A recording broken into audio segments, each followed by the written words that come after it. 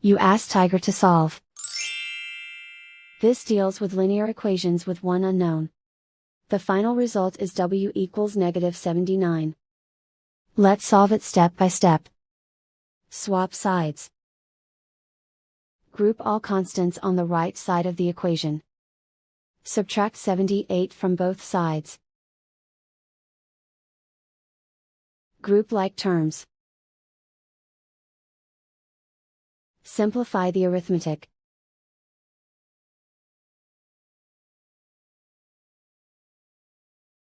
Convert the w into a positive number. Multiply both sides by -1.